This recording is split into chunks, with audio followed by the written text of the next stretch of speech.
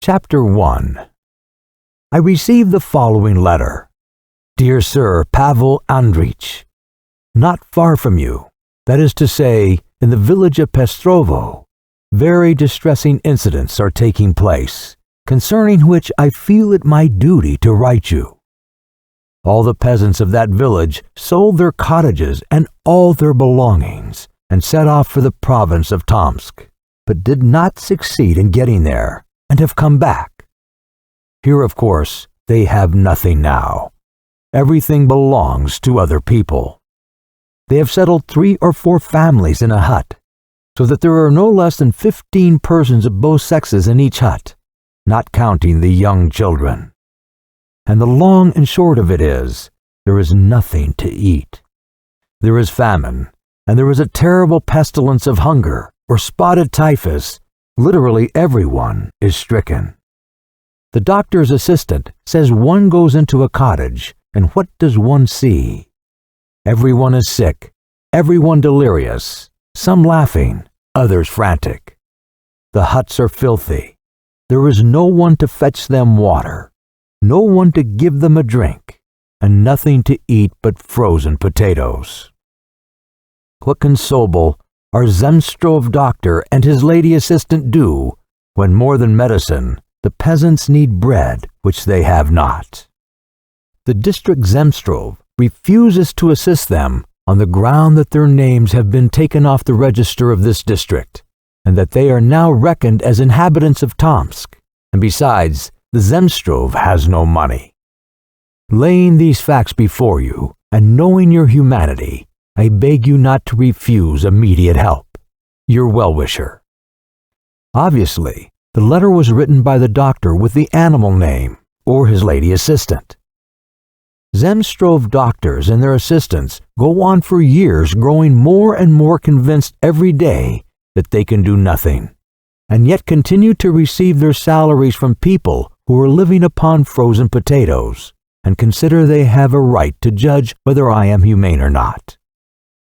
Worried by the anonymous letter, and by the fact that peasants came in every morning to the servants' kitchen and went down on their knees there, and that 20 sacks of rye had been stolen at night out of the barn, the wall having first been broken in, and by the general depression which was fostered by conversations, newspapers, and horrible weather, worried by all this, I worked listlessly and ineffectively. I was writing a history of railways. I had to read a great number of Russian and foreign books, pamphlets, and articles in the magazines, to make calculations, to refer to logarithms, to think and to write. Then again to read, calculate, and think. But as soon as I took up a book or began to think, my thoughts were in a muddle. My eyes began blinking. I would get up from the table with a sigh and begin walking about the big rooms of my deserted country house. When I was tired of walking about, I would stand still at my study window, and looking across the wide courtyard, over the pond and the bare young birch trees, and the great fields covered with recently fallen, thawing snow, I saw on a low hill on the horizon a group of mud-colored huts, from which a black muddy road ran down in an irregular streak through the white field. That was Pestrovo, concerning which my anonymous correspondent had written to me. If it had not been for the crows, who foreseeing rain or snowy weather, floated cawing over the pond and the fields, and the tapping in the carpenter's shed, this bit of the world about which such a fuss was being made would have seemed like a dead sea. It was all so still, motionless, lifeless, and dreary. My uneasiness hindered me from working and concentrating myself. I did not know what it was, and chose to believe it was disappointment. I had actually given up my post in the Department of Ways and Communications, and had come here into the country expressly to live in peace and to devote myself to writing on social questions. It had long been my cherished dream, and now I had to say goodbye both to peace and to literature, to give up everything and think only of the peasants. And that was inevitable, because I was convinced that there was absolutely nobody in the district except me to help the starving.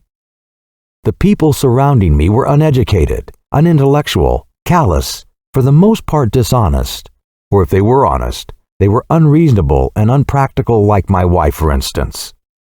It was impossible to rely on such people. It was impossible to leave the peasants to their fate, so that the only thing left to do was to submit to necessity and see to setting the peasants to rights myself. I began by making up my mind to give 5,000 rubles to the assistance of the starving peasants, and that did not decrease, but only aggravated my uneasiness. As I stood by the window or walked about the rooms, I was tormented by the question which had not occurred to me before, how this money was to be spent.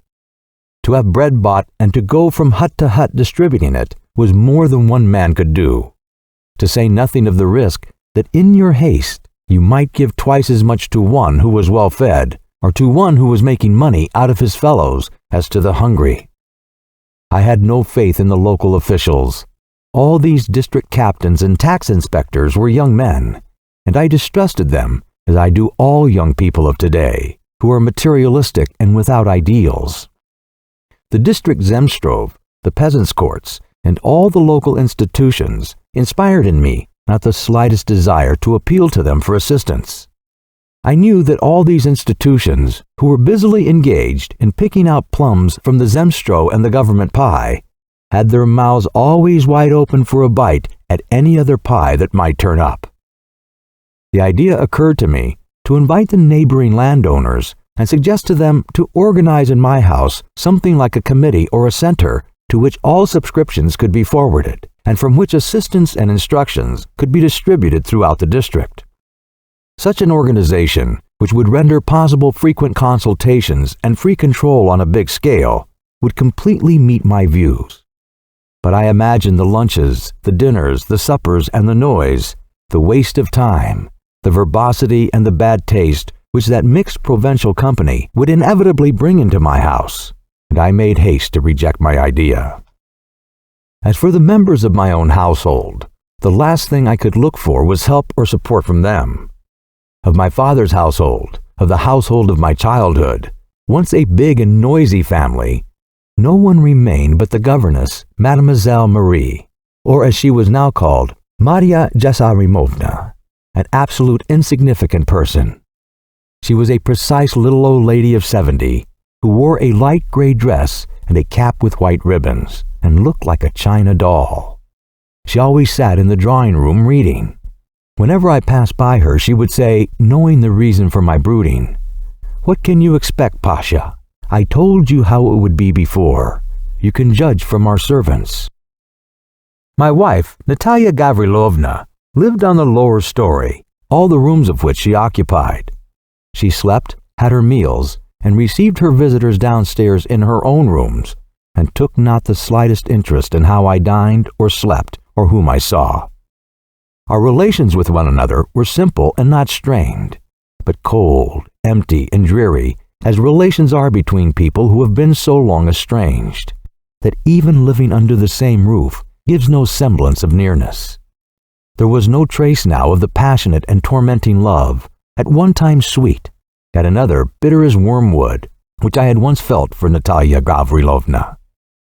There was nothing left either of the outburst of the past, the loud altercations, upbraidings, complaints, and gusts of hatred which had usually ended in my wife's going abroad or to her own people, and in my sending money in small but frequent installments that I might sting her pride oftener.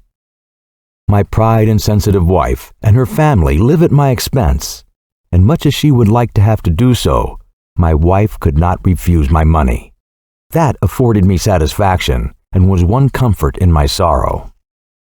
Now when we chanced to meet in the corridor downstairs or in the yard, I bowed. She smiled graciously. We spoke of the weather, said that it seemed time to put in the double windows, and that someone with bells on their harness had driven over the dam. And at such times I read in her face, "I am faithful to you and not disgracing your good name, which you think so much about. You are sensible and do not worry me. We are quits." I assured myself that my love had died long ago, that I was too much absorbed in my work to think seriously of my relations with my wife. But alas, That was only what I imagined. When my wife talked aloud downstairs, I listened intently to her voice, though I could not distinguish one word. When she played the piano downstairs, I stood up and listened. When her carriage or her saddle horse was brought to the door, I went to the window and waited to see her out of the house. Then I watched her get into her carriage or mount her horse and ride out of the yard. I felt that there was something wrong with me, and was afraid the expression of my eyes or my face might betray me. I looked after my wife, and then watched for her to come back, that I might see again from the window her face, her shoulders, her fur coat, her hat. I felt dreary, sad, infinitely regretful, and felt inclined in her absence to walk through her rooms, and longed that the problem that my wife and I had not been able to solve, because our characters were incompatible, should solve itself in the natural way as soon as possible. That is, that this beautiful woman of 27 might make haste and grow old, and that my head might be gray and bald. One day at lunch, my bailiff informed me that the Pestrovo peasants had begun to pull the thatch off the roofs to feed their cattle.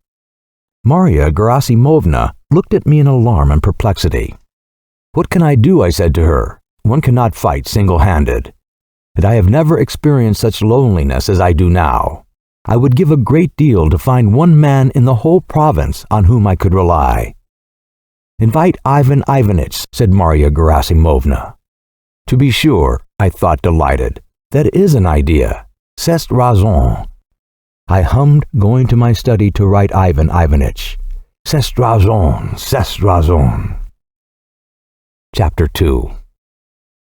Of all the mass acquaintances who in this house 25 to 35 years ago had eaten, drunk, masqueraded, fallen in love, married, bored us with accounts of their splendid packs of hounds and horses, the only one still living was Ivan Ivanitch Bragin. At one time he had been very active, talkative, noisy, and given to falling in love, and had been famous for his extreme views and for the particular charm of his face, which fascinated men as well as women. Now he was an old man, had grown corpulent, and was living out his days with neither views nor charm. He came the day after getting my letter, in the evening, just as a samovar was brought into the dining room, and little Marya Gerasimovna had began slicing the lemon. "I am very glad to see you, my dear fellow," I said gaily, meeting him. "Why, you are stouter than ever."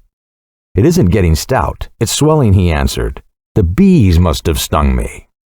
With the familiarity of a man laughing at his own fatness, he put his arms round my waist and laid on my breast his big soft head, with the hair combed down on the forehead like a little Russian's, and went off into a thin, aged laugh.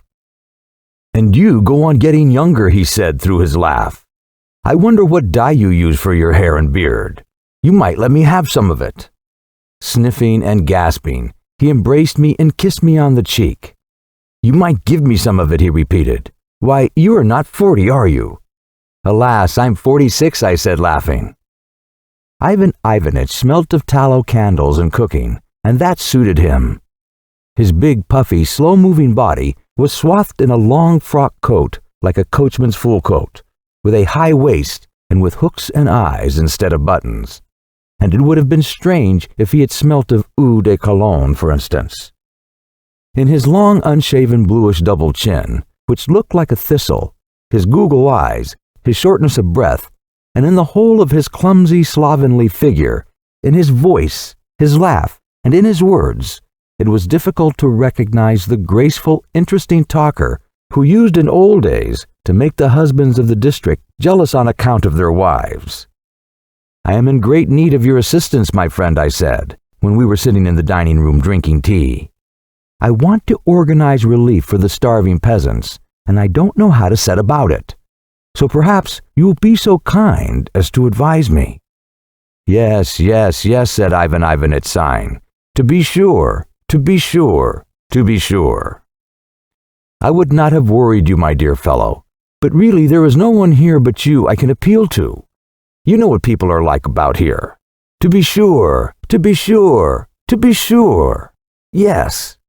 I thought that as we were going to have a serious business consultation, in which anyone might take part, regardless of their position or personal relations, why should I not invite Natalia Gavrilovna? Tre facin collegium, I said gaily. What if we were to ask Natalia Gavrilovna? What do you think, Fenya? I said, turning to the maid. Ask Natalia Gavrilovna to come upstairs to us, if possible at once. Tell her it's a very important matter. A little later, Natalia Gavrilovna came in. I got up to meet her and said, "Excuse me for troubling you, Natalie. We are discussing a very important matter, and we had the happy thought that we might take advantage of your good advice, which you will not refuse to give us. Please sit down." Ivan Ivanitch kissed her hand while she kissed his forehead. Then we all sat down to the table. He, looking at her tearfully and blissfully, craned forward to her and kissed her hand again. She was dressed in black. Her hair was carefully arranged, and she smelt of fresh scent. She had evidently dressed to go out or was expecting somebody. Coming into the dining room, she held out her hand to me with simple friendliness and smiled to me as graciously as she did to Ivan Ivanitch. That pleased me. But as she talked, she moved her fingers, often and abruptly leaned back in her chair and talked rapidly.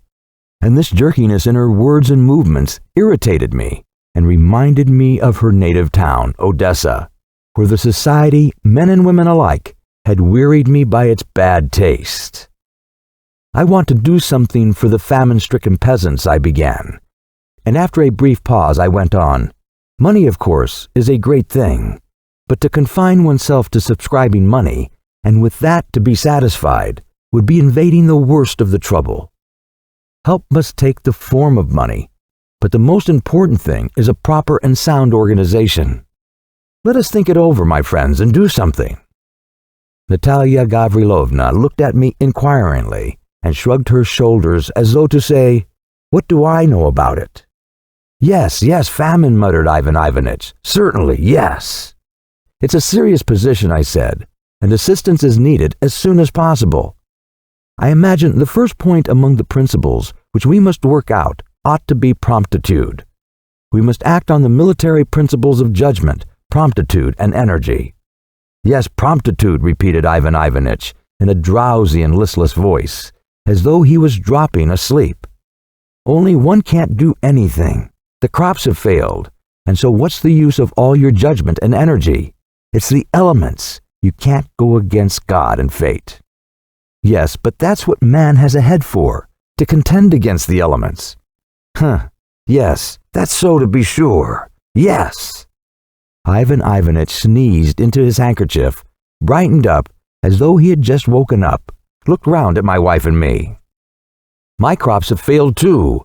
He laughed a thin little laugh and gave a sly wink as though this were really funny. No money, no corn, and a yard full of laborers like Count Sheremetev's. I want to kick them out, but I haven't the heart to. Natalia Gavrilovna laughed and began questioning him about his private affairs. Her presence gave me a pleasure such as I had not felt for a long time, and I was afraid to look at her for fear my eyes would betray my secret feeling. Our relations were such that the feeling might seem surprising and ridiculous. She laughed and talked with Ivan Ivanitch without being in the least disturbed that she was in my room and that I was not laughing. And so, my friends, what are we to do? I asked after waiting for a pause. I suppose before we do anything else, we had better immediately open a subscription list. We will write to our friends in the capitals and in Odessa, Natalie, and ask them to subscribe. When we have got together a little sum, we will begin buying corn and fodder for the cattle. And you, Ivan Ivanitch, will you be so kind as to undertake distributing the relief? Entirely relying on your characteristic tact and efficiency, we will only venture to express a desire that before you give any relief, you make acquaintance with the details of the case on the spot. And also, which is very important, you should be careful that corn should be distributed only to those who are in genuine need, and not to the drunken, the idle, or the dishonest. Yes, muttered Ivan Ivanitch. To be sure. Well, one won't get much done with that slobbering wreck, I thought, and I felt irritated. I am sick of these famine-stricken peasants. Bother them. It's nothing but grievances with them, Ivan Ivanitch went on, sucking the rind of the lemon. The hungry have a grievance against those who have enough, and those who have enough have a grievance against the hungry. Yes, hunger stupefies and maddens a man and makes him a savage. Hunger is not a potato. When a man is starving, he uses bad language and steals, and may do worse. One must realize that.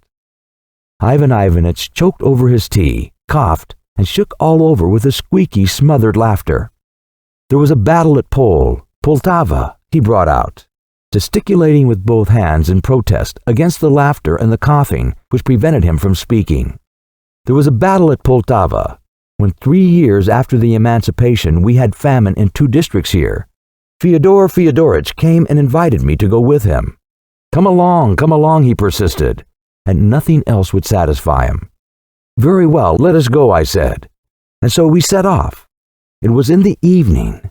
There was no snow falling. Towards night we were getting near his place, and suddenly from the wood came bang, and another time bang. Oh, damn it all! I jumped out of the sledge, and I saw in the darkness a man running up to me knee-deep in the snow. I put my arm round his shoulder like this, and knocked the gun out of his hand. Then another one turned up. I fetched him a knock on the back of his head, so that he grunted and flopped with his nose in the snow. I was a sturdy chap then. My fist was heavy. I disposed of 2 of them, and when I turned around, Fyodor was sitting astride of a third. We did not let our 3 fine fellows go.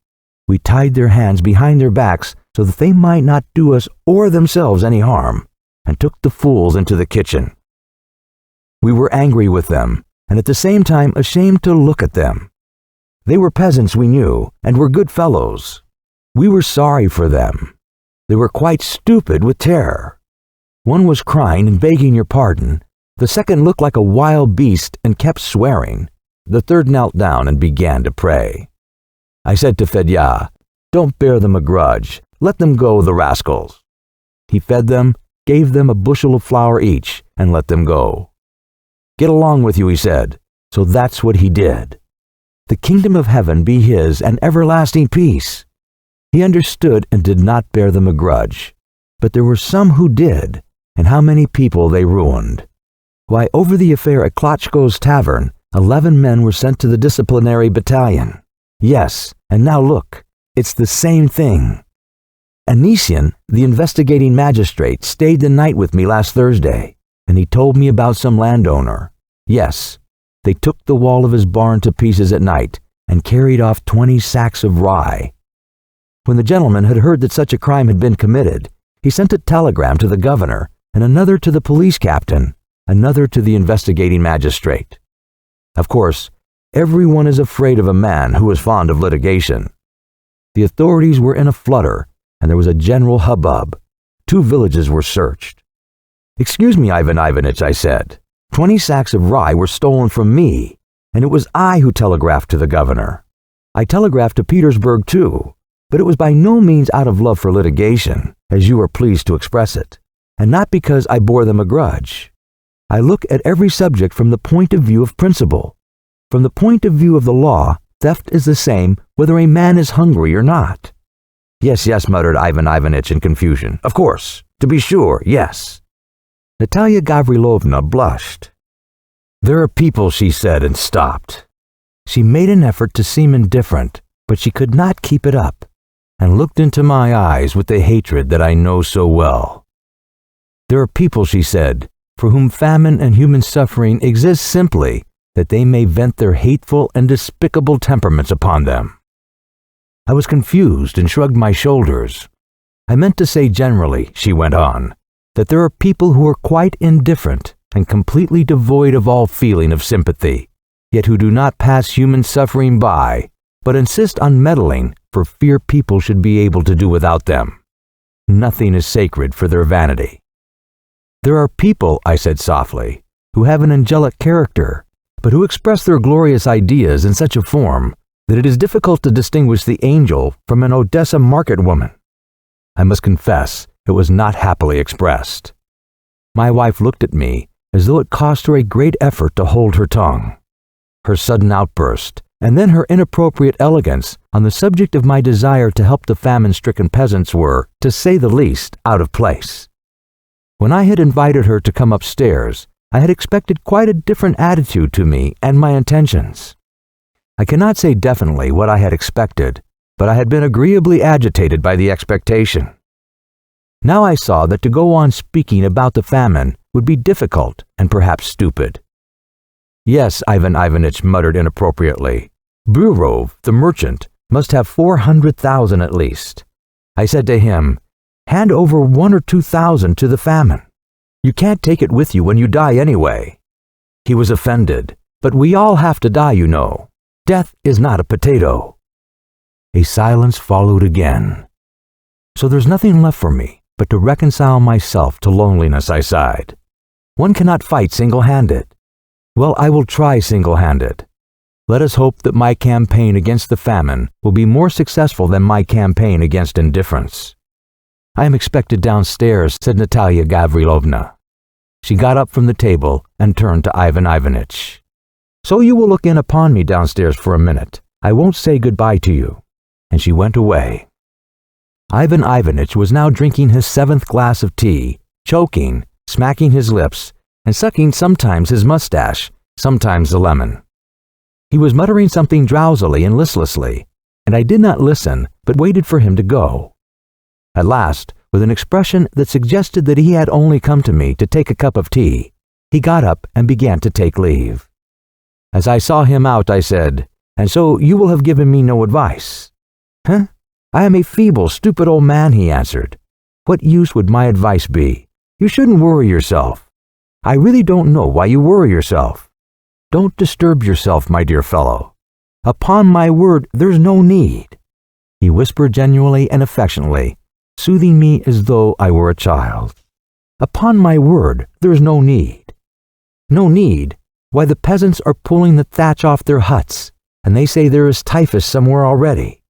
Well, what of it? If there are good crops next year, they'll thatch them again. And if we die of typhus, others will live after us. Anyway, we have to die. If not now, later. Don't worry yourself, my dear. I can't help worrying myself, I said irritably. We were standing in the dimly lighted vestibule. Ivan Ivanitch suddenly took me by the elbow, and preparing to say something evidently very important, looked at me in silence for a couple of minutes. "Pavel Andreich," he said softly, and suddenly in his puffy, set face and dark eyes, there was a gleam of the expression for which he had once been famous, and which was truly charming. "Pavel Andreich, I speak to you as a friend. Try to be different. One is ill at ease with you, my dear fellow. One really is." He looked intently into my face. The charming expression faded away. His eyes grew dim again, and he sniffed and muttered feebly. "Yes, yes, excuse an old man. It's all nonsense. Yes."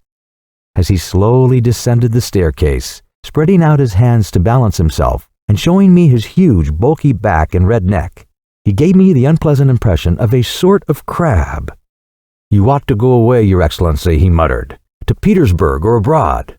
Why should you live here and waste your golden days? You are young, wealthy, and healthy. Yes. Ah, if I were younger, I would whisk away like a hare and snap my fingers at everything." Chapter 3. My wife's outburst reminded me of our married life together. In old days, after each such outburst, we felt irresistibly drawn to each other. We would meet and let off all the dynamite that had accumulated in our souls. And now, after Ivan Ivanitch had gone away, I had a strong impulse to go to my wife. I wanted to go downstairs and tell her that her behavior at tea had been an insult to me, that she was cruel, petty, and that her plebeian mind had never risen to a comprehension of what I was saying and of what I was doing. I walked about the rooms a long time, thinking of what I would say to her and trying to guess what she would say to me. That evening, after Ivan Ivanitch went away, I felt in a peculiarly irritating form the uneasiness which had worried me of late. I could not sit down or sit still, but kept walking about in the rooms that were lighted up and keeping near to the one in which Maria Gerasimovna was sitting. I had a feeling very much like that which I had on the North Sea during a storm, when everyone thought that our ship, which had no freight nor ballast, would overturn. And that evening, I understood that my uneasiness was not disappointment as I had supposed, but a different feeling, though what exactly I could not say, and that irritated me more than ever. I will go to her, I decided. I can think of a pretext. I shall say that I want to see Ivan Ivanitch. That will be all. I went downstairs and walked without haste over the carpeted floor through the vestibule and the hall. Ivan Ivanitch was sitting on the sofa in the drawing room. He was drinking tea again and muttering something. My wife was standing opposite to him and holding on to the back of a chair. There was a gentle, sweet, and docile expression on her face, such as one sees on the faces of people listening to crazy saints or holy men when a peculiar hidden significance is imagined in their vague words and mutterings. There was something morbid, something of a nun's exhalation in my wife's expression and attitude, and her low-pitched, half-dark rooms, with their old-fashioned furniture, with her birds asleep in their cages, and with a smell of geranium, reminded me of the rooms of some abbess or pious old lady. I went into the drawing room. My wife showed neither surprise nor confusion, and looked at me calmly and serenely, as though she had known I should come. "I beg your pardon," I said softly. "I am so glad you have not gone yet, Ivan Ivanitch. I forgot to ask you, do you know the Christian name of the president of our Zemstrov?" "Andrei Stanislavovich, yes." "Merci," I said, took out my notebook and wrote it down. There followed a silence during which my wife and Ivan Ivanitch were probably waiting for me to go. My wife did not believe that I wanted to know the president's name. I saw that from her eyes. "Well, I must be going, my beauty," muttered Ivan Ivanitch, after I had walked once or twice across the drawing room and sat down by the fireplace. "No," said Natalia Gavrilovna quickly, touching his hand. "Stay another quarter of an hour. Please do." Evidently, she did not wish to be left alone with me without a witness. "Oh well, I'll wait a quarter of an hour too," I thought. "Why, it's snowing," I said, getting up and looking out of window. "A good fall of snow, Ivan Ivanitch." I went on walking about the room. "I do regret not being a sportsman.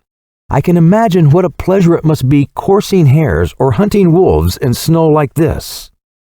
My wife, standing still, watched my movements, looking out of the corner of her eyes without turning her head. She looked as though she thought I had a sharp knife or a revolver in my pocket. "Ivan Ivanitch, do take me out hunting some day," I went on softly. "I shall be very, very grateful to you." At that moment, a visitor came into the room. He was a tall, thick-set gentleman, whom I did not know, with a bald head, a big fair beard, and little eyes. From his baggy, crumpled clothes and his manners, I took him to be a parish clerk or a teacher. But my wife introduced him to me as Dr. Sobel. "Very, very glad to make your acquaintance," said the doctor in a loud tenor voice, shaking hands with me warmly, with a naive smile. "Very glad." He sat down at the table, took a glass of tea, and said in a loud voice, "Do you happen to have a drop of rum or brandy? Have pity on me, Ola, and look in the cupboard. I am frozen," he said, addressing the maid. I sat down by the fire again, looked on, listened, and from time to time put in a word in the general conversation. My wife smiled graciously to the visitors and kept a sharp lookout on me, as though I were a wild beast. She was oppressed by my presence, and this aroused in me jealousy, annoyance, and an obstinate desire to wound her. "Wife, these snug rooms, the place by the fire," I thought, "are mine, and have been mine for years. But some craven Ivan Ivanitch or Sobel has for some reason more right to them than I. Now I see my wife, not out of window, but close at hand, in ordinary home surroundings that I feel the want of now I am growing older. And in spite of her hatred for me, I miss her as years ago, in my childhood, I used to miss my mother and my nurse. And I feel that now, on the verge of old age, my love for her is purer and loftier than it was in the past. And that is why I want to go up to her, to stamp hard on her toe with my heel, to hurt her and smile as I do it. Monsieur Martin, I asked, addressing the doctor, how many hospitals have we in the district? Sobel, my wife corrected. 2, answered Sobel. And how many deaths are there every year in each hospital? Pavel Andreich, I want to speak to you, said my wife. She apologized to the visitors and went to the next room. I got up and followed her. You will go upstairs to your own rooms this minute, she said. You are ill-bred, I said to her. You will go upstairs to your own rooms this very minute, she repeated sharply, and she looked into my face with hatred. She was standing so near that if I stooped a little, my beard would have touched her face. What is the matter, I asked. What harm have I done all at once? Her chin quivered. She hastily wiped her eyes, and with a cursory glance at the looking-glass whispered, The old story is beginning all over again. Of course you won't go away. Well, do as you like. I'll go away myself, and you stay. We returned to the drawing room, she with a resolute face, while I shrugged my shoulders and tried to smile. There were some more visitors, an elderly lady and a young man in spectacles.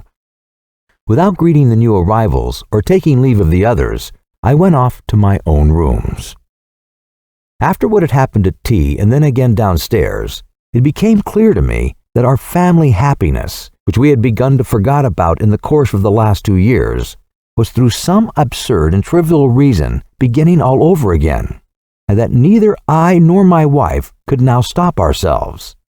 And that next day or the day after, the outburst of hatred would, as I knew by experiences of past years, be followed by something revolting which would upset the whole order of our lives.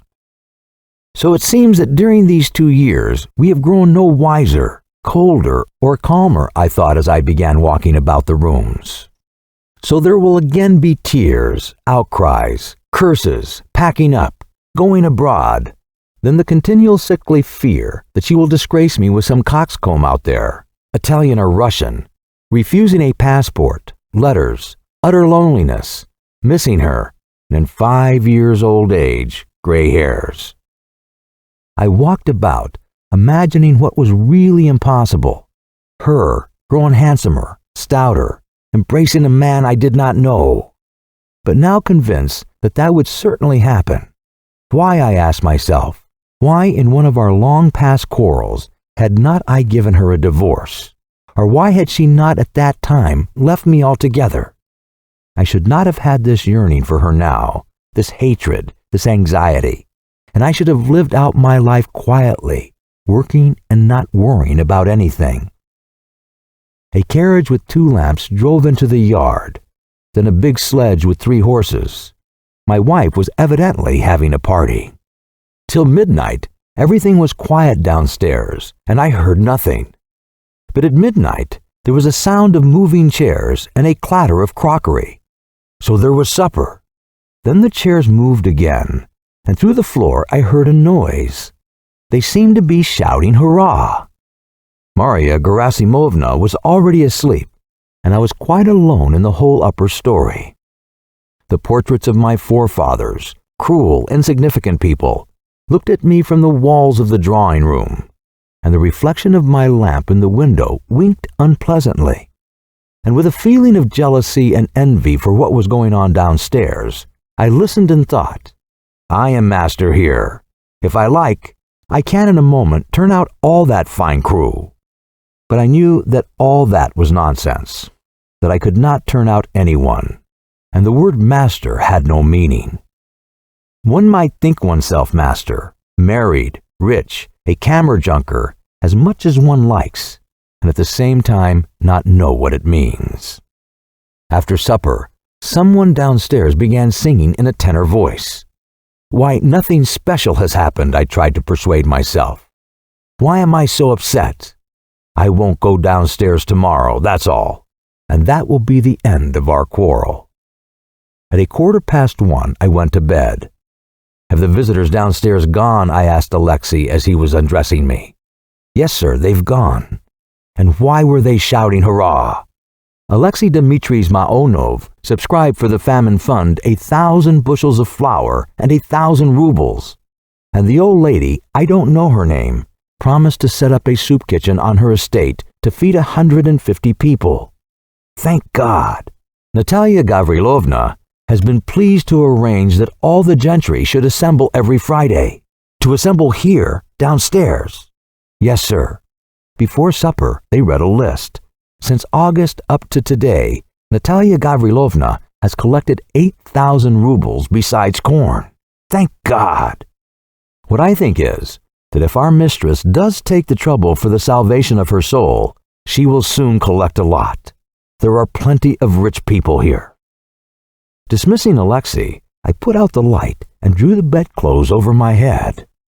After all, why am I so troubled, I thought. What force draws me to the starving peasants like a butterfly to a flame? I don't know them. I don't understand them. I have never seen them, and I don't like them. Why this uneasiness? I suddenly crossed myself under the quilt. But what a woman she is, I said to myself, thinking of my wife. There's a regular committee held in the house without my knowing. Why this secrecy? Why this conspiracy? What have I done to them? Ivan Ivanitch is right. I must go away.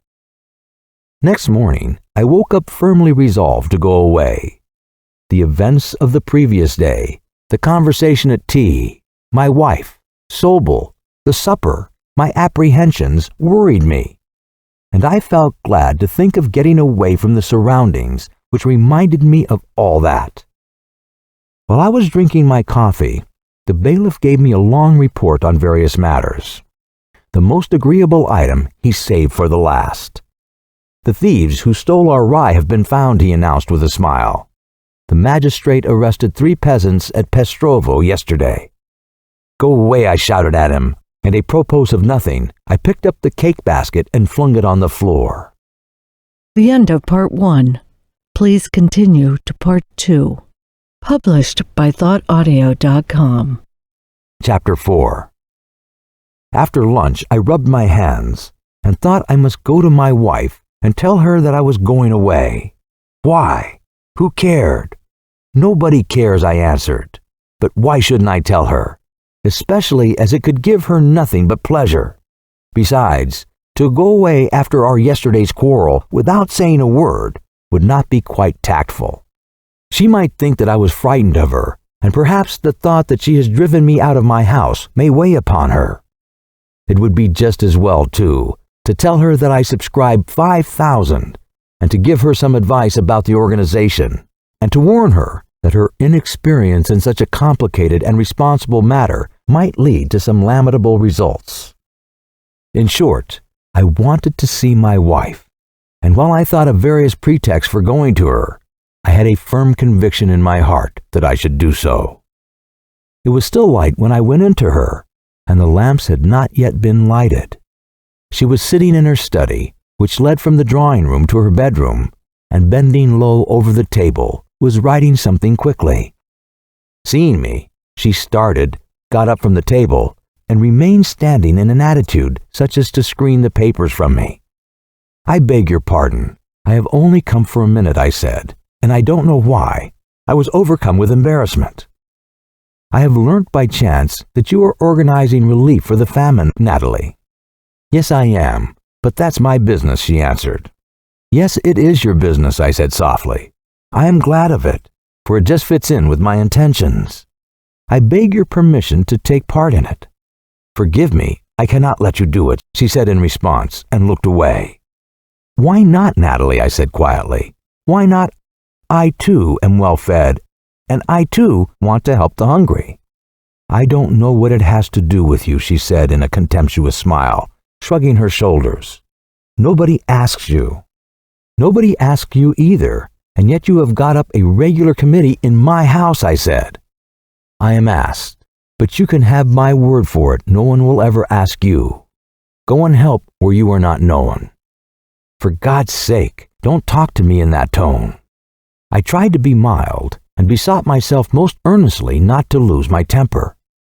For the first few minutes I felt glad to be with my wife. I felt an atmosphere of youth, of home, of feminine softness, of the most refined elegance. Exactly what was lacking on my floor and in my life altogether. My wife was wearing a pink flannel dressing gown. It made her look much younger and gave a softness to her rapid and sometimes abrupt movements. Her beautiful dark hair, the mere sight of which at one time stirred me to passion, had from sitting so long with her head bent come loose from the comb and was untidy. But to my eyes, that only made it look more rich and luxuriant. All this, though as banal to the point of vulgarity, before me stood an ordinary woman, perhaps neither beautiful nor elegant. But this was my wife with whom I had once lived, and with whom I should have been living to this day if it had not been for her unfortunate character.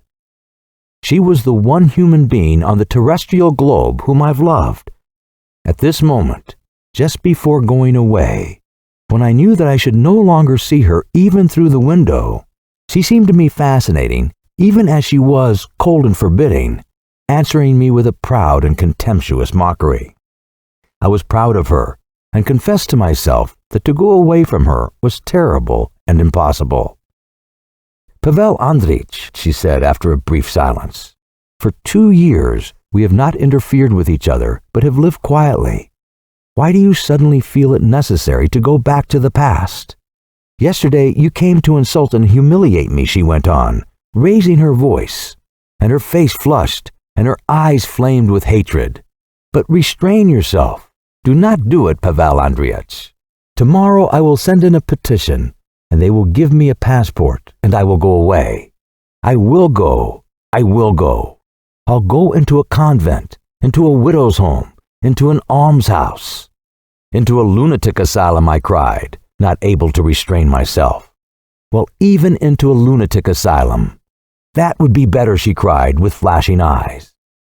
"When I was in Pestrovo yesterday, I envied the sick and starving peasant women because they are not living with a man like you. They are free and honest, while thanks to you, I am a parasite.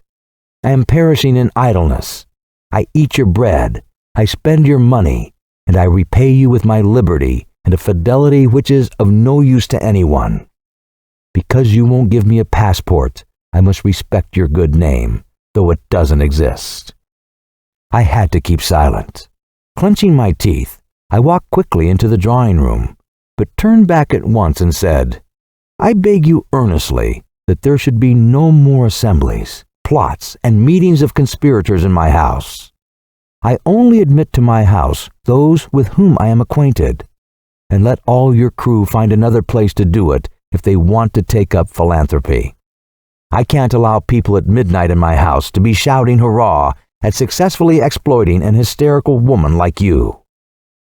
My wife, pale and wringing her hands, took a rapid stride across the room, uttering a prolonged moan as though she had toothache. With a wave of my hand, I went into the drawing room.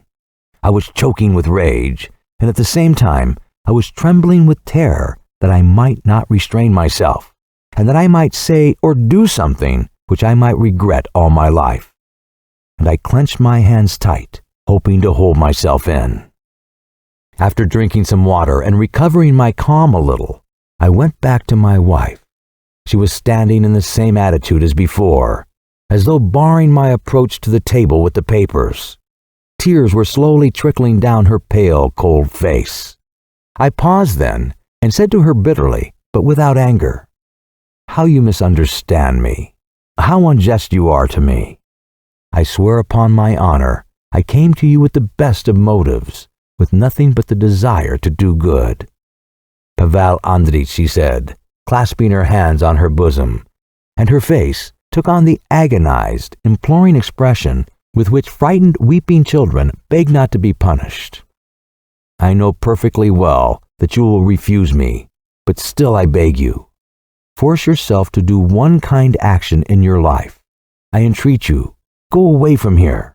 That's the only thing you can do for the starving peasants. Go away, and I will forgive you everything, everything." "There is no need for you to insult me, Natalie," I sighed, feeling a sudden rush of humility. I had already made up my mind to go away. but I won't go until I have done something for the peasants. It's my duty." "Ah," she said softly with an impatient frown. "You can make an excellent bridge or railway, but you can do nothing for starving peasants. Do understand." "Indeed. Yesterday you reproached me with indifference and with being devoid of the feeling of compassion. How well you know me," I laughed. "You believe in God. Well, God is my witness that I am worried day and night." "I see that you are worried, but the famine and compassion have nothing to do with it. You are worried because the starving peasants can get on without you, and because the Semstrov, and in fact everyone who is helping them, does not need your guidance." I was silent, trying to suppress my irritation. Then I said, "I came to speak to you on business. Sit down. Please sit down." She did not sit down. "I beg you to sit down," I repeated, and I motioned her to a chair. She sat down. I sat down too, thought a little, and said, "I beg you to consider earnestly what I am saying. Listen. Moved by love for your fellow creatures, you have undertaken the organization of famine relief. I have nothing against that, of course. I am completely in sympathy with you, and am prepared to cooperate with you in every way, whatever our relations may be. But with all my respect for your mind and your heart, I repeated, I cannot allow such a difficult, complex, and responsible matter as the organization of relief to be left in your hands entirely. You are a woman. You are inexperienced. You know nothing of life. You are too confiding and expansive. You have surrounded yourself with assistants whom you know nothing about. I am not exaggerating if I say that under these conditions, your work will inevitably lead to two deplorable consequences. To begin with, our district will be left unrelieved. And secondly, you will have to pay for your mistakes and those of your assistants, not only with your purse, but with your reputation. The money deficit and other losses I could, no doubt, make good, but who could restore you your good name? When through lack of proper supervision and oversight, there is a rumor that you, and consequently I, have made 200,000 over the famine fund, will your assistants come to your aid? She said nothing. Not from vanity, as you say, I went on, but simply that the starving peasants may not be left unrelieved, and your reputation may not be injured. I feel it my moral duty to take part in your work. Speak more briefly, said my wife. You will be so kind, I went on, as to show me what has been subscribed so far and what you have spent. Then inform me daily of every fresh subscription in money or kind, and of every fresh outlay. You will also give me, Natalie, the list of your helpers. Perhaps they are quite decent people. I don't doubt it, but still, it is absolutely necessary to make inquiries. She was silent. I got up and walked up and down the room. Let us set to work then, I said, and I sat down to her table.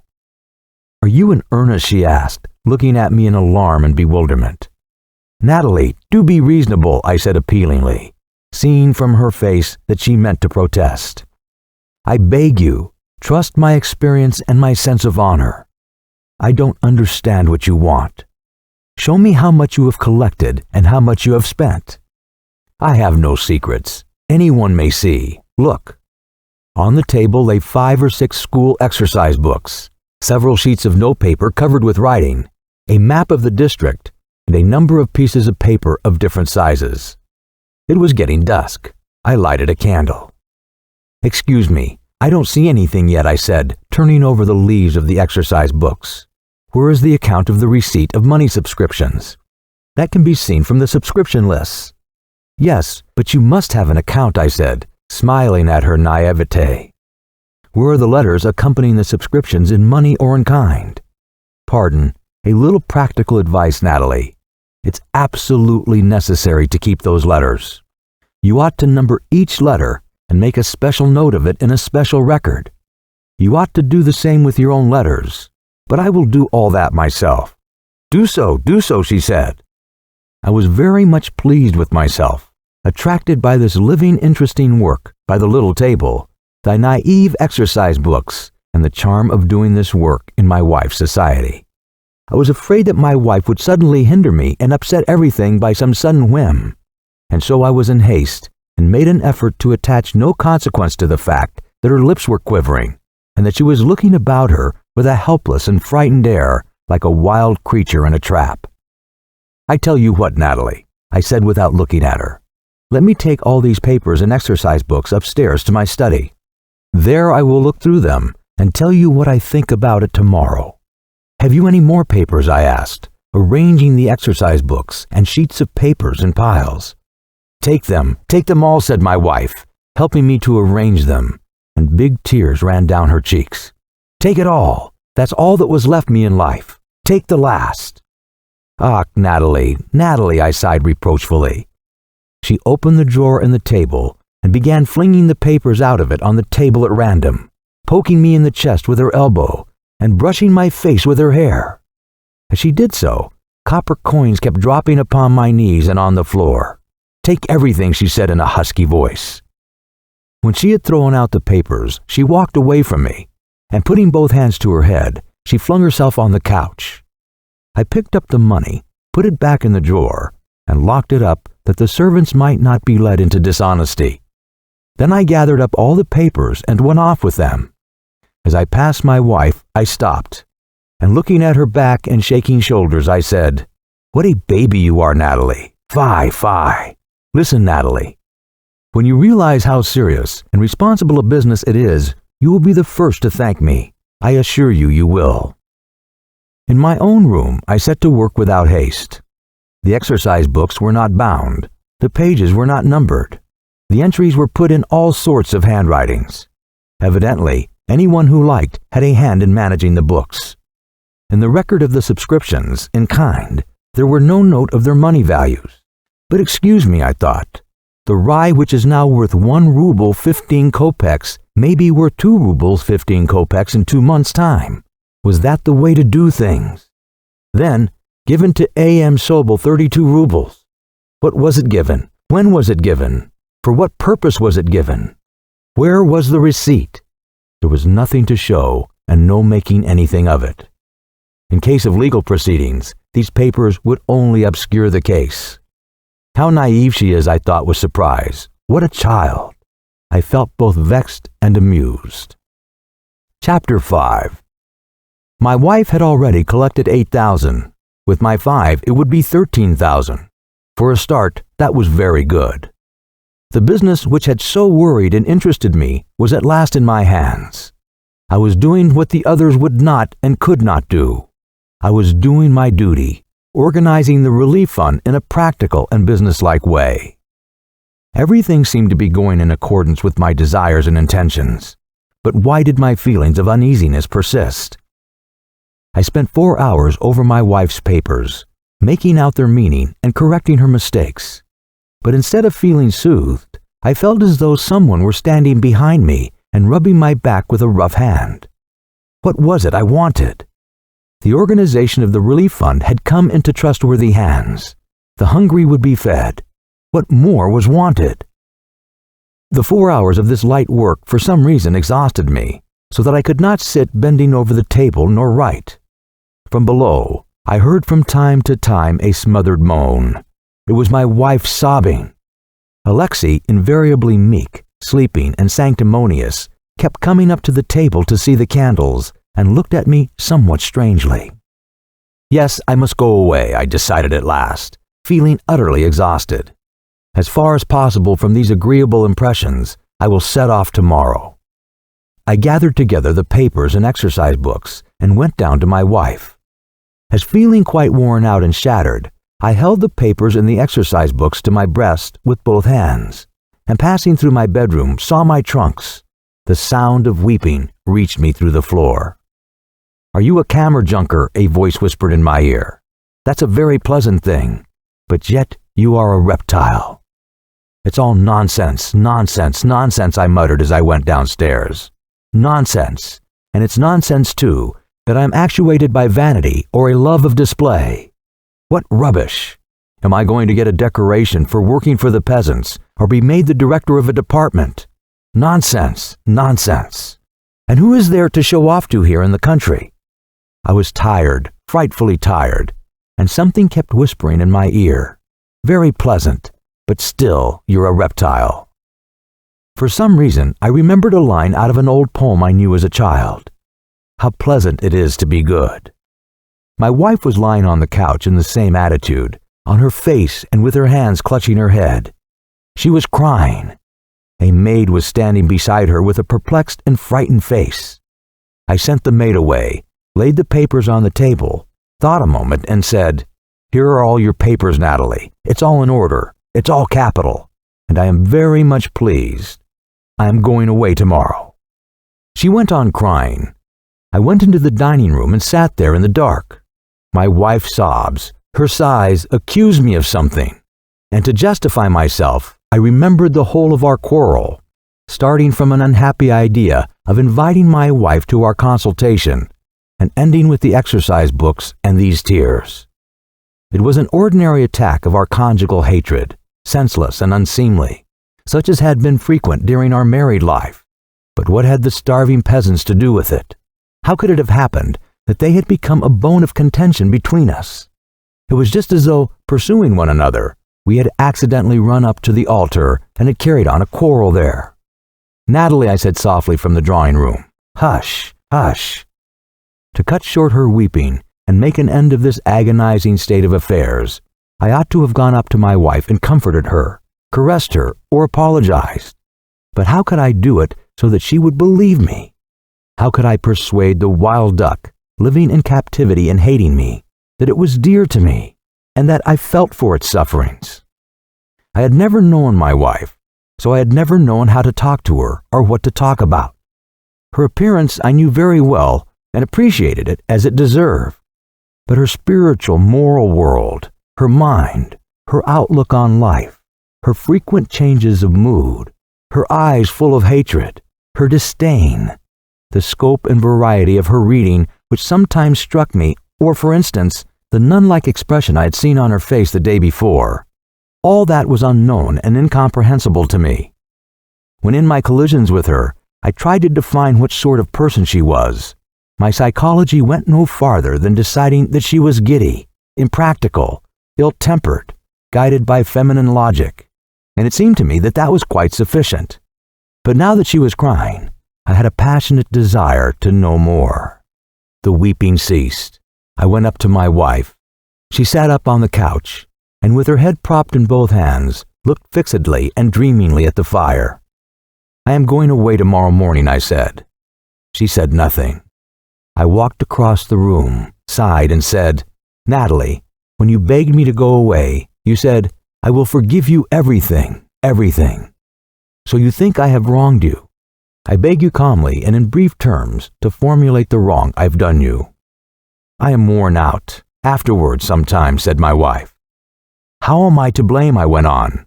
"What have I done? Tell me. You are young and beautiful. You want to live. And I am nearly twice your age and hated by you. But is that my fault? I didn't marry you by force. But if you want to live in freedom, go. I'll give you your liberty. You can go and love whom you please. I will give you a divorce." "That's not what I want," she said. "You know I used to love you, and always thought of myself as older than you. That's all nonsense. You are not to blame for being older or for my being younger, or that I might be able to love someone else if I were free, but because you are a difficult person, an egotist, and hate everyone." "Perhaps so, I don't know," I said. "Please go away. You want to go on at me till the morning, but I warn you I am quite worn out and cannot answer you. You promised me to go to town. I am very grateful. I ask nothing more." My wife wanted me to go away, but it was not easy for me to do that. I was dispirited, and I dreaded the big, cheerless, chill rooms that I was so weary of. Sometimes when I had an ache or a pain as a child, I used to huddle up to my mother or my nurse, and when I hid my face in the warm folds of their dress, it seemed to me as though I were hiding from the pain. And in the same way, it seemed to me now that I could only hide from my uneasiness in this little room beside my wife. I sat down and screened away the light from my eyes with my hand. There was a stillness. "How are you to blame?" my wife said after a long silence, looking at me with red eyes that gleamed with tears. "You were very well educated and very well bred, very honest, just, and high-principled. But in you, the effect of all that is that wherever you go, you bring suffocation, oppression, something insulting and humiliating to the utmost degree. You have a straightforward way of looking at things, and so you hate the whole world. You hate those who have faith, because faith is an expression of ignorance and lack of culture. At the same time, you hate those who have no faith for having no faith and no ideals. You hate old people for being conservative and behind the times, and young people for free thinking. The interests of the peasantry and of Russia are dear to you, and so you hate the peasants because you suspect every one of them of being a thief and a robber. You hate everyone. You are just, and always take your stand on your legal rights, and so you are always at law with the peasants and your neighbors. You have had 20 bushels of rye stolen, and your love of order has made you complain of the peasants to the governor and all the local authorities, and to send a complaint of the local authorities to Petersburg. Legal justice, said my wife, and she laughed. On the ground of your legal rights and in the interest of morality, you refuse to give me a passport. Law and morality is such that a self-respecting, healthy young woman has to spend her life in idleness, in depression, and in continual apprehension, and to receive in return board and lodging from a man she does not love. You have a thorough knowledge of the law. You are very honest and just. You respect marriage and family life. And the effect of all that is that all your life you have not done one kind action, that everyone hates you, that you are on bad terms with everyone. And the 7 years that you have been married, you've only lived 7 months with your wife. You had no wife, and I've had no husband. To live with a man like you is impossible. There is no way of doing it. In the early years I was frightened with you, and now I am ashamed. That's how my best years have been wasted. When I fought with you, I ruined my temper, grew shrewish, coarse, timid, mistrustful. Oh, but what's the use of talking? As though you wanted to understand. Go upstairs, and God be with you. My wife lay down on the couch and sank into thought. And how splendid, how enviable life might have been, she said, softly, looking reflectively into the fire. What a life it might have been. There's no bringing it back now. Anyone who has lived in the country in winter and knows those long, dreary, still evenings when even the dogs are too bored to bark, and even the clocks seem weary of ticking, and anyone who on such evenings has been troubled by awakening conscience and has moved restlessly about, trying now to smother his conscience, now to interpret it, will understand the distraction and the pleasure my wife's voice gave me as it sounded in the snug little room, telling me I was a bad man. I did not understand what was wanted of me by my conscience and by my wife. Translating it in her feminine way made clear to me in the meaning of my agitation. As often before in the moments of intense uneasiness, I guessed that the whole secret lay not in the starving peasants, but in my not being the sort of man I ought to be. My wife got up with an effort and came to me. "Pavel Andreyitch," she said, smiling mournfully, "forgive me. I don't believe you. You are not going away. But I will ask you one more favor. Call this," she pointed to her papers, "self-deception, feminine logic, a mistake as you like. But do not hinder me. It is all that is left me in life." She turned away and paused. "Before this I had nothing. I have wasted my youth in fighting with you.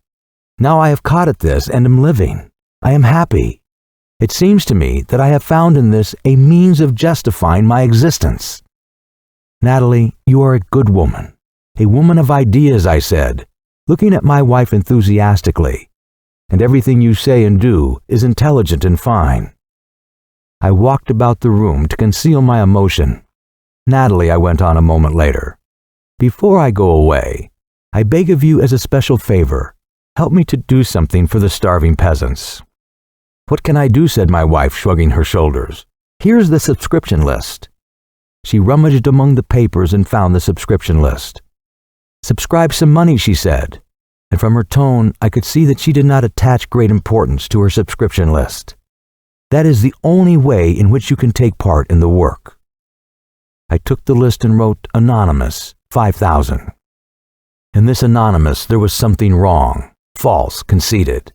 But I only realized that when I noticed that my wife flushed very red and hurriedly thrust the list into the heap of papers. We both felt ashamed. I felt that I must at all costs efface this clumsiness at once, or else I should feel ashamed afterwards, in the train and at Petersburg. How else efface it? What was I to say? I fully approve of what you are doing, Natalie, I said genuinely, and I wish you every success. But allow me at parting to give you one piece of advice, Natalie. Be on your guard with Sobel, and with your assistants generally, and don't trust them blindly. I don't say that they are not honest, but they are not gentlefolks. They are people with no ideas, no ideals, no faith, with no aim in life, no definite principles, and the whole object of their life is comprised in the ruble. Ruble, ruble, ruble, I sighed. They are fond of getting money easily, for nothing, and in that respect, the better educated they are, the more they are to be dreaded. My wife went to the couch and lay down. Ideas, she brought out, listlessly and reluctantly. Ideas, ideals, objects of life, principles. You always used to use those words when you wanted to insult or humiliate someone, or say something unpleasant. Yes, that's your way. If with your views and such an attitude to people you were allowed to take part in anything, you would destroy it from the first day. It's time you understand that. She sighed and paused. It's coarseness of character, Pavel Andreitch, she said. You are well-bred and educated, but what a Scythian you are in reality. That's because you lead a cramped life full of hatred, see no one and read nothing but your engineering books. And you know, there are good people, good books. Yes, but I am exhausted and it wearies me to talk. I ought to be in bed. So I am going away, Natalie, I said. Yes, yes, merci. I stood still for a little while, then went upstairs. An hour later, it was 1:30. I went downstairs again with a candle in my hand to speak to my wife. I didn't know what I was going to say to her, but I felt that I must say something very important and necessary. She was not in her study. The door leading to her bedroom was closed. Natalie, are you asleep? I asked softly. There was no answer. I stood near the door, sighed, and went into the drawing room. There I sat on the sofa, put out the candle, and remained sitting in the dark till the dawn. The end of Part 2. Please continue to Part 3. Published by ThoughtAudio.com. Chapter 6. I went to the station at 10 o'clock in the morning. There was no frost, but snow was falling in big wet flakes, and an unpleasant damp wind was blowing. We passed a pond, and then a birch copse, and then began going uphill along the road which I could see from my window. I turned round to take a last look at my house, but I could see nothing for the snow. Soon afterwards, dark huts came into sight ahead of us in a fog. It was Pestrovo. If I ever go out of my mind, Pestrovo will be the cause of it, I thought. It persecutes me. We came out into the village street. All the roofs were intact. Not one of them had been pulled to pieces. So my bailiff had told a lie. A boy was pulling along a little girl and a baby in a sledge. Another boy of 3, with his head wrapped up like a peasant woman's, and with huge mufflers on his hands, was trying to catch the flying snowflakes on his tongue and laughing. Then a wagon loaded with faggots came toward us, and a peasant walking beside it. There was no telling whether his beard was white or whether it was covered with snow. He recognized my coachman, smiled at him and said something, and mechanically took off his hat to me. Everything was quiet, ordinary as usual. The dogs ran out of the yards and looked inquisitively at my horses. Everything was quiet, ordinary as usual. The immigrants had returned. There was no bread. In the huts, some were laughing, some were delirious. But it all looked so ordinary that one could not believe it really was so. There were no distracted faces, no voices whining for help, no weeping, nor abuse. But all around was stillness, order, life, children, sledges, dogs with disheveled tails. Neither the children nor the peasant we met were troubled. Why was I so troubled? Looking at the smiling peasant, at the boy with the huge mufflers, at the huts, remembering my wife, I realized there was no calamity that could daunt this people. I felt as though there were already a breath of victory in the air. I felt proud and felt ready to cry out that I was with them too. But the horses were carrying us away from the village into the open country. The snow was whirling, the wind was howling, and I was left alone with my thoughts. Of the million people working for the peasantry, life itself had cast me out as a useless, incompetent bad man. I was a hindrance, a part of the people's calamity. I was vanquished, cast out, and I was hurrying to the station to go away and hide myself in Petersburg in a hotel in Bolshaya Morskaya. An hour later, we reached the station. The coachman and a porter with a disc on his breast carried my trunks into the ladies' room. My coachman Nicanor, wearing high felt boots and the skirt of his coat tucked up through his belt, all wet with snow and glad I was going away, gave me a friendly smile and said, "A fortunate journey, Your Excellency. God give you luck." Everyone, by the way, calls me Your Excellency, though I am only a collegiate counselor and a kammerjunker. The porter told me the train had not yet left the next station. I had to wait. I went outside, and with my head heavy from my sleepless night, and so exhausted I could hardly move my legs, I walked aimlessly towards the pump. There was not a soul anywhere near. Why am I going? I kept asking myself. What is there awaiting me there? The acquaintances from whom I have come away, loneliness, restaurant dinners, noise, the electric light, which makes my eyes ache. Where am I going? And what am I going for? What am I going for? And it seemed somehow strange to go away without speaking to my wife. I felt that I was leaving her in uncertainty. Going away, I ought to have told her that she was right, that I really was a bad man.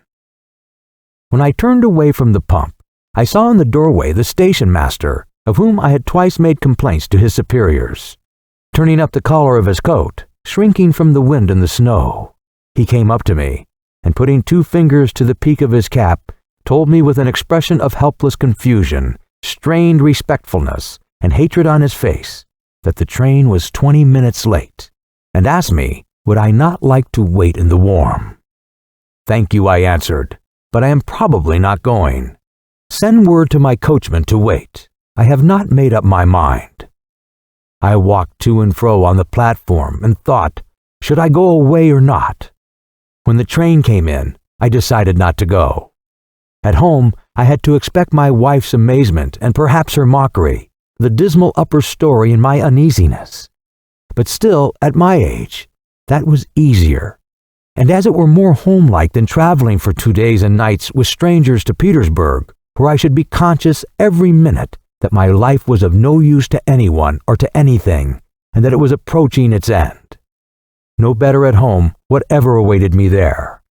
I went out of the station. It was awkward by daylight to return home, for everyone was so glad at my going. I might spend the rest of the day till evening at some neighbors, but with whom? With some of them I was on strained relations. Others I did not know at all. I considered and thought of Ivan Ivanitch. "We are going to Braggino," I said to the coachman, getting into the sledge. "It's a long way," sighed Nicanor.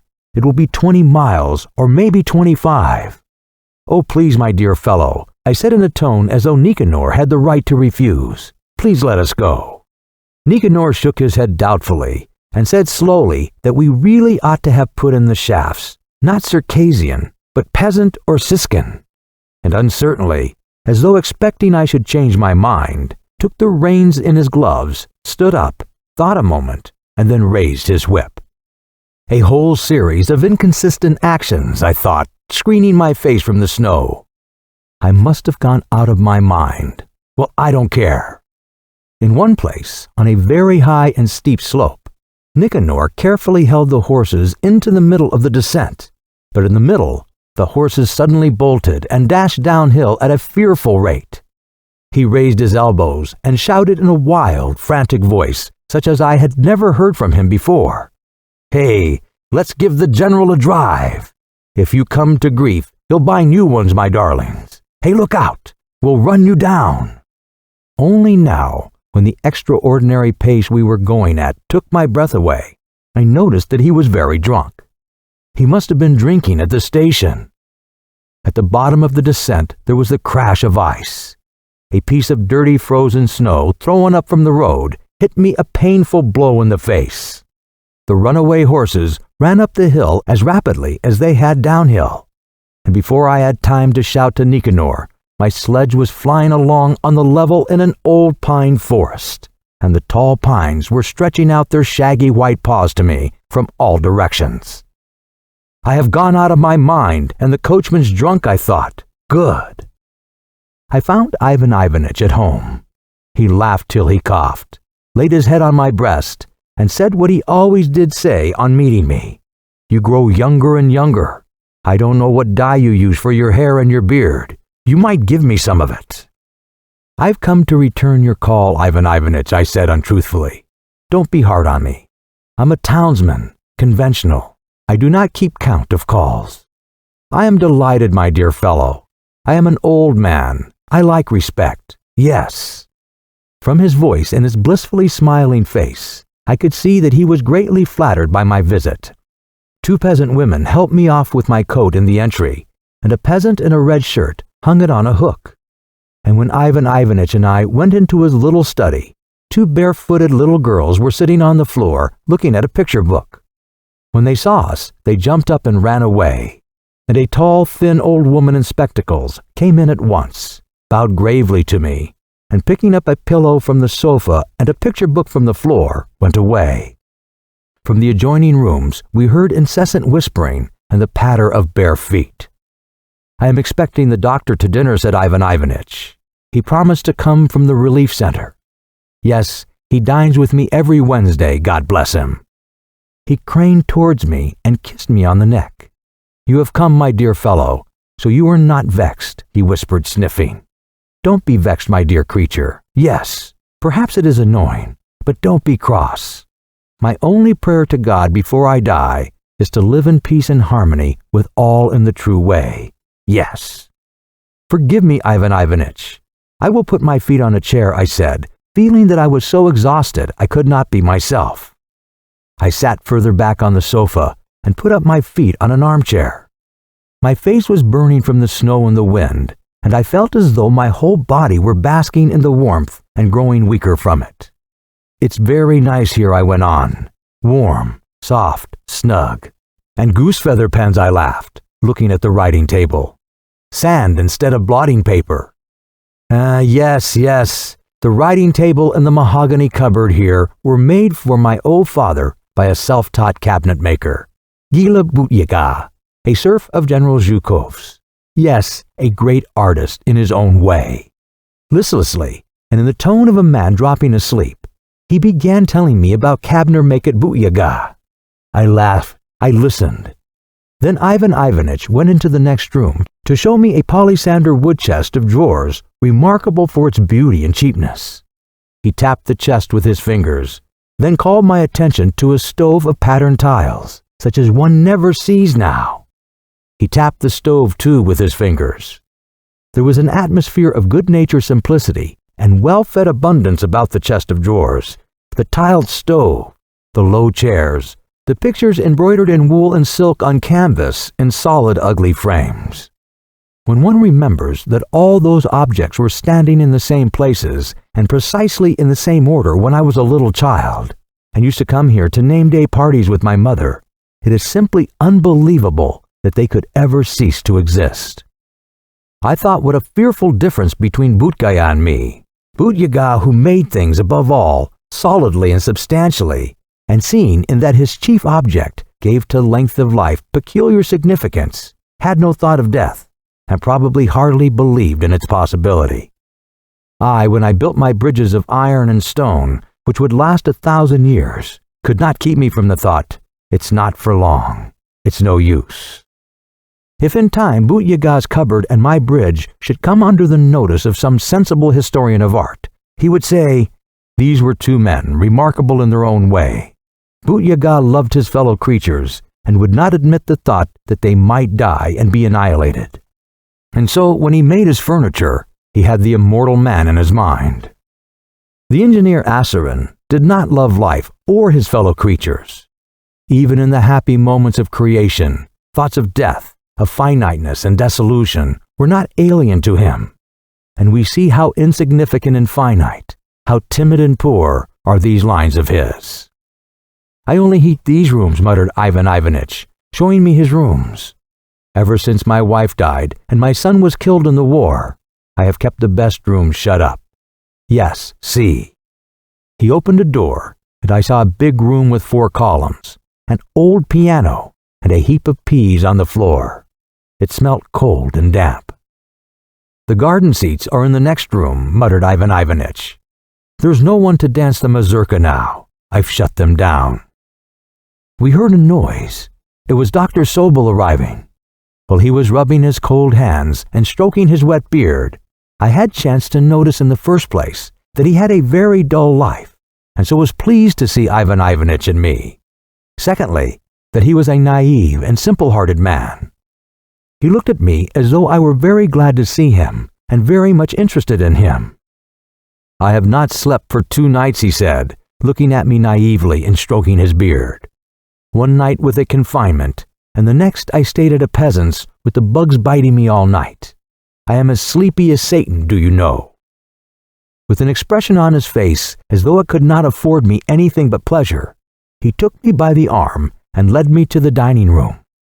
His naive eyes, his crumpled coat, his cheap tie, and the smell of iodoform made an unpleasant impression upon me. I felt as though I were in vulgar company. When we sat down to the table, he filled my glass with vodka, and smiling helplessly, I drank it. He put a piece of ham on my plate, and I ate it submissively. Repetitia est mater studiorum, said Sobel, hastening to drink off another wine glassful. Would you believe it? The joy of seeing good people has driven away my sleepiness. I have turned into a peasant, a savage in the woods. I have grown coarse, but I am still an educated man, and I tell you in good earnest, it's tedious without company. They served first for a cold course white suckling pig with horseradish cream, then a rich and very hot cabbage soup with pork on it, with boiled buckwheat from which rose a column of steam. The doctor went on talking, and I was soon convinced that he was a weak, unfortunate man, disorderly in external life. 3 glasses of vodka made him drunk. He grew unnaturally lively, ate a great deal, kept clearing his throat and smacking his lips, and already addressed me in Italian. Eccellenza! Looking naively at me as though he were convinced that I was very glad to see and hear him, he informed me that he had long been separated from his wife and gave her 3/4 of his salary, that she lived in the town with his children, a boy and a girl whom he adored, that he loved another woman, a widow, well educated, with an estate in the country, but was rarely able to see her, as he was busy with his work from morning to night and had not a free moment. The whole day long, first at the hospital, then on my rounds, he told us, and I assure you, Eccellenza, I have not time to read a book, let alone going to see the woman I love. I've read nothing for 10 years. For 10 years, Eccellenza. As for the financial side of the question, ask Ivan Ivanitch. I have often no money to buy tobacco. On the other side, you have the moral satisfaction of your work, I said. What, he asked, and he winked. No, he said, better let us drink. I listened to the doctor, and after my invariable habit, tried to take his measure by my usual classification. Materialist, idealist, filthy lucre, gregarious instincts, and so on. But no classification fitted him even approximately, and strange to say, while I simply listened and looked at him, he seemed perfectly clear to me as a person. But as soon as I began trying to classify him, he became an exceptionally complex, intricate, and incomprehensible character in spite of all his candor and simplicity. Is that man, I asked myself, capable of wasting other people's money, abusing their confidence, being disposed to sponge on them? And now this question, which had at once seemed to me grave and important, struck me as crude, petty, and coarse. Pie was served. Then I remember, with long intervals between, during which we drank homemade liquors, they gave us a stew of pigeons, some dish of giblets, roast suckling pig, partridges, cauliflower, curd dumplings, curd cheese and milk, jelly, and finally pancakes and jam. At first I ate with great relish, especially the cabbage soup and the buckwheat. But afterwards, I munched and swallowed mechanically, smiling helplessly and unconscious of the taste of anything. My face was burning from the hot cabbage soup and the heat of the room. Ivan Ivanitch and Sobel, too, were crimson. "To the health of your wife," said Sobel. "She likes me. Tell her doctor sends her his respects." "She's fortunate, upon my word," sighed Ivan Ivanitch. "Though she takes no trouble, does not fuss or worry herself. She has become the most important person in the whole district. Almost the whole business is in her hands, and they all gather round her, the doctor, the district captains, and the ladies. With people of the right sort, that happens of itself. Yes. The apple tree need take no thought for the apple to grow on it. It will grow of itself. It's only the people who don't care who take no thought," said I. Yes," muttered Ivan Ivanitch, not catching what I said. "That's true. One must not worry oneself. Just so, just so. Only do your duty towards God and your neighbor, and then never mind what happens." "Excellenza," said Sobel solemnly, "just look at nature about us. If you poke your nose or your ear out of your fur collar, it will be frostbitten. Stay in the fields for 1 hour, you'll be buried in the snow. Well, the village is just the same as in the day of Rurik, the same Pechenegs and Bolisti. It's nothing but being burnt down, starving, and struggling against nature in every way. What was I saying? Yes, if one thinks about it, looks into it and analyzes all this hodgepodge, if you will allow me to call it so. It's not life, but more like a fire in a theater. Anyone who falls down or screams with terror or rushes about is the worst enemy of good order. One must stand up and look sharp and not stir a hair. There's no time for whimpering and busying oneself with trifles. When you have to deal with elemental forces, you must put out force against them, be firm, and as unyielding as a stone. Isn't that right, grandfather?" He turned to Ivan Ivanitch and laughed. "I am no better than a woman myself. I am a limp rag, a flabby creature, so I hate flabbiness. I can't endure petty feelings. One mopes, another is frightened. A third will come straight in here and say, 'Fie on you. Here you've guzzled a dozen courses, and you talk about the starving. That's petty and stupid. A fourth will reproach you, Excellenza, for being rich. Excuse me, Excellenza," he went on in a loud voice, laying his hand on his heart. "But you're having set our magistrate the task of hunting day and night for your thieves. Excuse me, that's also petty on your part. I'm a little drunk, so that's why I say this now. But it is petty." "Who's asking him to worry himself? I don't understand," I said, getting up. I suddenly felt unbearably ashamed and mortified, and I walked round the table. "Who asked him to worry himself? I didn't ask him to, damn him." "They have arrested 3 men and let them go again. They turned out not to be the right ones, and now they are looking for a fresh lot," said Sobel, laughing. "It's too bad." "I did not ask him to worry himself," said I, almost crying with excitement. "What's it all for? What's it all for? Well, supposing I was wrong, supposing I have done wrong, why do they try to put me more in the wrong?" Come, said Sobel, trying to soothe me. "Come. I have had a drop. That is why I said it. My tongue is my enemy. Come, he sighed. We have eaten and drunk wine, and now for a nap. He got up from the table, kissed Ivan Ivanitch on the head, and staggering from repletion, went out of the dining room. Ivan Ivanitch and I smoked in silence. I don't sleep after dinner, my dear, said Ivan Ivanitch, but you have a rest in the lounge room. I agreed.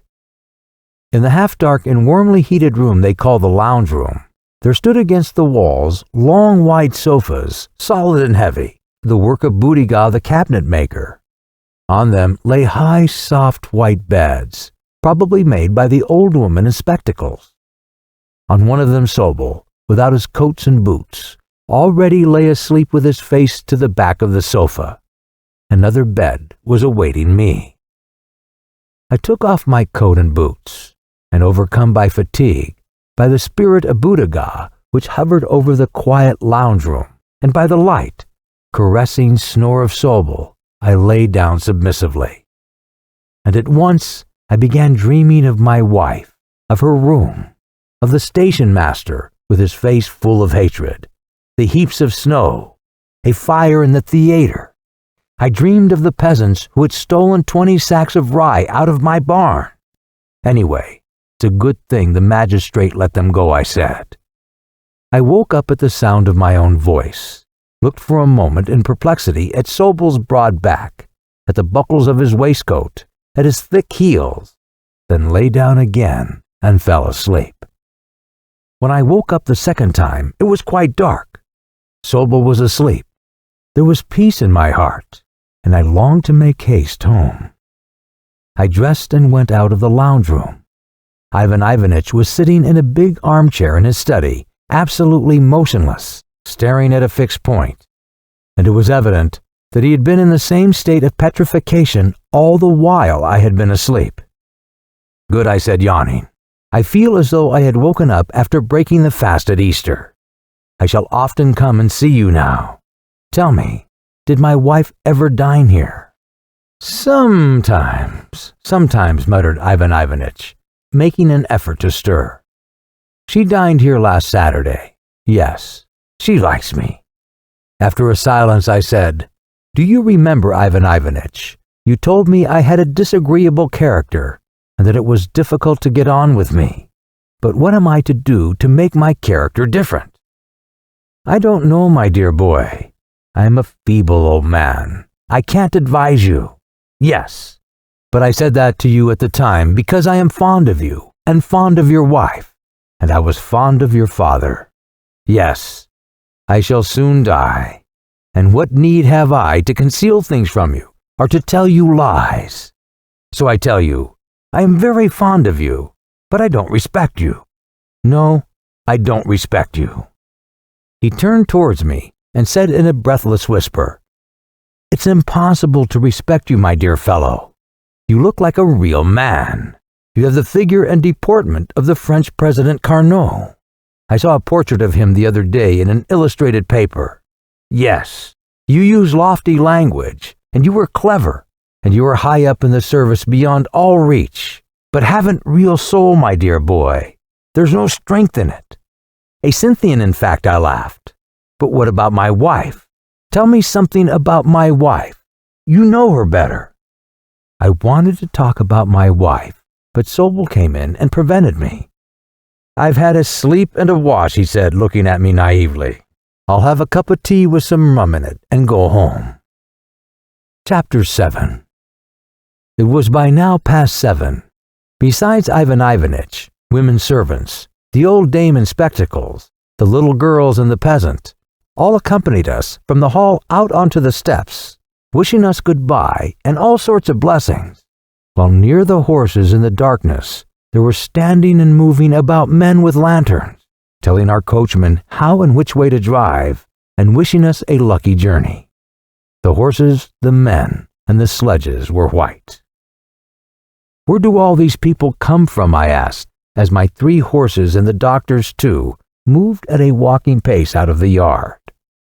They are all his serfs, said Sobel. The new order has not reached him yet. Some of the old servants are living out their lives with him, And then there are orphans of all sorts who have nowhere to go. There are some, too, who insist on living there. There's no turning them out. A queer old man. Again the flying horses, the strange voice of drunken Nicanor, the wind and the persistent snow, which got into one's eyes, one's mouth, and every fold of one's fur coat. Well, I'm running a rig, I thought, while my bells chimed in with the doctor's. The wind whistled, the coachman shouted, and while this frantic uproar was going on, I recalled all the details of that strange wild day, unique in my life, and it seemed to me that I really had gone out of my mind or become a different man. It was as though the man I had been till that day were already a stranger to me. The doctor drove behind and kept talking loudly with his coachman. From time to time he overtook me, drove side by side, and always with the same naive confidence that it was very pleasant to me, offered me a cigarette or asked for the matches. Or overtaking me, he would lean right out of his sledge and, waving about the sleeves of his fur coat, which were at least twice as long as his arms, shout, "Go it, Vaska! Beat the 1,000 robblers! Here, my kitten! Hey, my kittens!" And to the accompaniment of loud malicious laughter from Sobel and his Veska, the doctor's kittens raced ahead. My Nicanor took it as an affront and held in his 3 horses. But when the doctor's bells had passed out of hearing, he raised his elbows, shouted, and our horses flew like mad in pursuit. We drove into a village. There were glimpses of light, the silhouettes of huts. Someone shouted, "Ah, the devils!"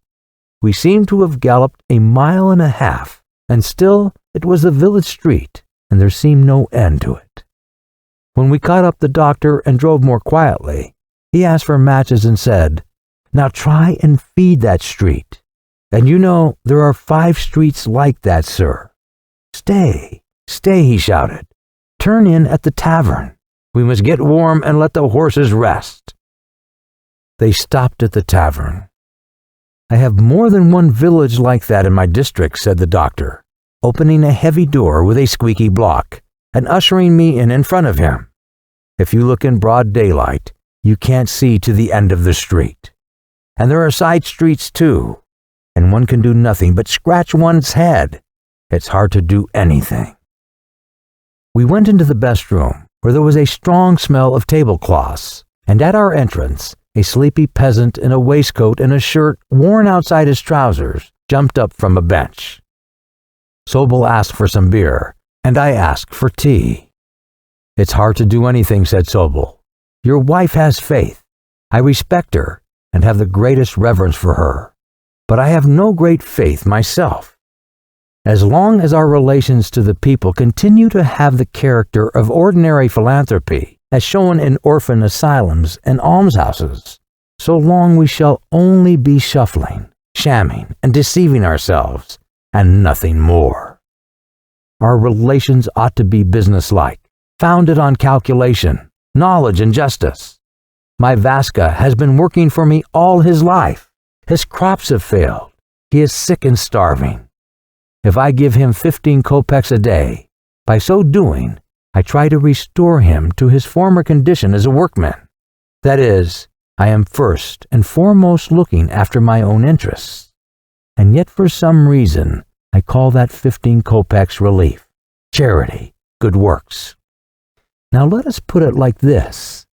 On the most modest computation, reckoning 7 kopecks a soul and 5 souls a family, one needs 350 rubles a day to feed 1,000 families.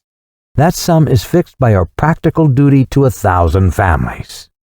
Meanwhile, we give not 350 a day, but only 10, and say that that is relief, charity, that makes your wife and all of us exceptionally good people, and hurrah for our humaneness. That it is, my dear soul. Ah, if we would talk less of being humane and calculated more, reasoned, and took a conscientious attitude towards our duties, how many such humane, sensitive people there are among us who tear about in all good faith with subscription lists, but don't pay their tailors or their cooks. There is no logic in our life. That's what it is. No logic. We were silent for a while. I was making a mental calculation and said, I will feed 1,000 families for 200 days. Come and see me tomorrow to talk it over. I was pleased that this was said quite simply and was glad that Sobel answered me still more simply. Right. We paid for what we had and went out of the tavern. I like going on like this, said Sobel, getting into the sledge. Excellenza, oblige me with a match. I've forgotten mine in the tavern. A quarter of an hour later, his horses fell behind, and the sound of his bells was lost in the roar of the snowstorm. Reaching home, I walked about my rooms, trying to think things over and to define my position clearly to myself. I had not one word, one phrase ready for my wife. My brain was not working. But without thinking of anything, I went downstairs to my wife. She was in her room, in the same pink dressing gown, and standing in the same attitude as though screening her papers from me. On her face was an expression of perplexity and irony, and it was evident that having heard of my arrival, she had prepared herself not to cry, not to entreat me, not to defend herself, as she had done the day before, but to laugh at me, to answer me contemptuously, and to act with decision. Her face was saying, if that's how it is, goodbye. Natalie, I've not gone away, I said, but it's not deception. I have gone out of my mind. I've grown old. I'm ill. I've become a different man. Think as you like. I've shaken off my old self with horror. With horror. I despise him and am ashamed of him. And the new man who has been in me since yesterday will not let me go away. Do not drive me away, Natalie. She looked intently into my face and believed me, and there was a gleam of uneasiness in her eyes. Enchanted by her presence, warmed by the warmth of her room, I muttered as in delirium, holding out my hands to her. I tell you, I have no one near to me but you. I have never for 1 minute ceased to miss you, and only obstinate vanity prevented me from owning it. The past, when we lived as husband and wife, cannot be brought back, and there's no need, but make me your servant. Take all my property and give it away to anyone you like. I am at peace, Natalie. I am content. I am at peace. My wife, looking intently and with curiosity into my face, suddenly uttered a faint cry and burst into tears and ran into the next room. I went upstairs to my own story. An hour later, I was sitting at my table, writing my history of railways, and the starving peasants did not now hinder me from doing so. Now I felt no uneasiness, neither the scenes of disorder which I saw when I went round of the huts at Prestrovo with my wife and Sobel the other day, nor malignant rumors, nor the mistakes of the people around me, nor old age close upon me. Nothing disturbs me. Just as the flying bullets do not hinder soldiers from taking of their own affairs, eating and cleaning their boots, so the starving peasants do not hinder me from sleeping quietly and looking after my personal affairs. In my house, and far around it, there is in full swing the work which Dr. Sobel calls an orgy of philanthropy. My wife often comes up to me and looks about my rooms uneasily, as though looking for what more she can give to the starving peasants to justify her existence. And I see that, thanks to her, there will be soon nothing of our property left, and we shall be poor. But that does not trouble me, and I smile at her gaily. What will happen in the future, I don't know. We hope you enjoyed this interesting audio title. For more information on all of our titles, please